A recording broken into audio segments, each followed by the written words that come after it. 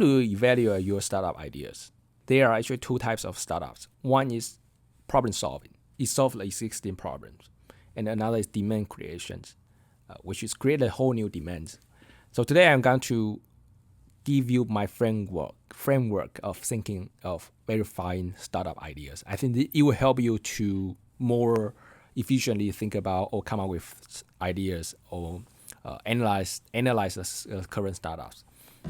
Okay, if you've been following Y Combinator, you will probably heard many of them say, if you want to create a startup, create a new product, thinking of problems. What are the existing problems? Like what are the pain points? Then you solve that pain points, then you become a startup. So that's one way of thinking. But I actually been thinking that this kind of framework, and I don't think that's a complete framework because there are a lot of startups, they do now solve existing problems. They basically create a whole new demand. That's why I'm kind of presenting this framework to you. And I don't think this framework is perfect yet. That's why I post it here. I want to have more thorough discussions with you to kind of reinforce this framework. All right, so without further ado, let's dive right in.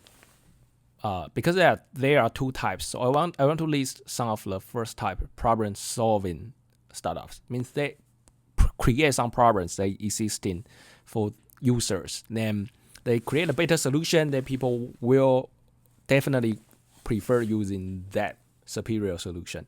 For example, PayPal. Before PayPal, it's very hard, super hard to do online transaction. You need to do that via banks, and it usually takes 3 days, if not a week or a month. And it's kind of like crazy. You couldn't imagine before the PayPal time. And they've sold this kind of crazy thing, why this can be so inefficient. And since we already had email, why don't we just make transaction via email? So that's why PayPal was created, was founded, and people just really found this kind of solution really easy, much easier than the existing bank transfer. So a lot of people just switched to, especially there was also the booming time of internet.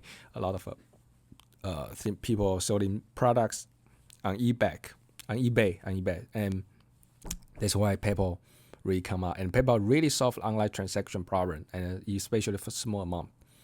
That's kind of internet creates a certain demand, creates certain problem, and the PayPal solved it. And another is Uber. Uber basically is kind of create a better interface, better user experience for the drivers and you consumers. And before that, there was taxi. How can you hail a taxi? You need to just go out on the road and wave your hands. That's super inefficient. And not every taxi will stop by because they may already have some customers. So it's highly inefficient. It usually takes 10 minutes, if not 20 minutes, to just get a taxi. And Uber just use their software, their app to provide you very efficient driver and the consumer matching. So that's Uber. It solves this kind of problem. And Netflix also solved a problem because there's a time that if you want to watch a show, you need to stand by in front of your TV because you couldn't really now you watch Netflix, you can watch a show just in one day because all episodes are available and you don't have to watch ads. And so Netflix kind of solved this problem. People are impatient and people really find it very pain to watch a TV show once a week to just and also need to endure so much commercials. And Netflix kind of solved it. It solved this problem. And another I want to say is Zoom. Zoom solved a problem, which is the pain of video communication. Before that, there was Webex, Cisco one, and there was super painful, very hard to use, super complex interface, and you need to set up on your local machine, on your company machine, computers, very complex setup.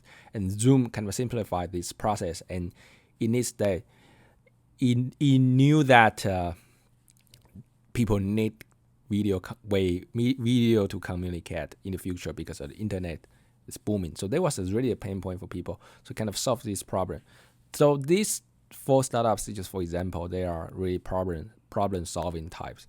Another type, which is demand creation, I think it's the last mentioned. It's not really, it's less mentioned compared to the previous one. And to create these kind of startups, you couldn't think of you have to solve a problem, because there's no problems. There's no problems that someone have. For example, I would say give you, most social medias are these. Facebook.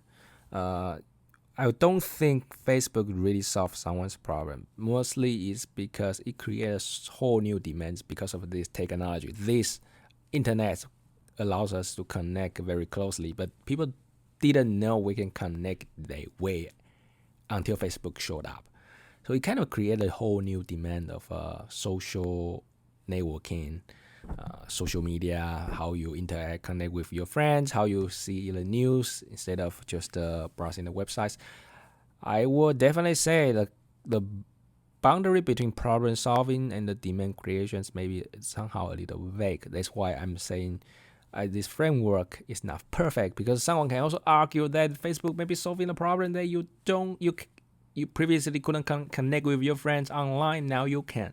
But I would really frame Facebook is more like create a new demand, because if you only look at a problem, there's no very obvious problem previously. But Facebook saw this vision, how people can interact online. This kind of is a vision. It's more like when you think of this kind of ideas, you need to think about vision, how the world will look like in the next 10 years, instead of looking at existing problems. So this framework is basically for you to come up with startup ideas, for you to verify startup ideas instead of just judging things aftermath. All right, so Instagram, Snapchat, all like demand creation types of startups. They really create a whole new types of demand. And instead of solving the existing problems. Okay, so these are 2 types of startups. Really help you to verify your startup ideas and analyzing those things. I think that's useful. So share this with you now. And if you have some thoughts, any comments, feel free to leave in the comment section below. I will definitely reply them one by one.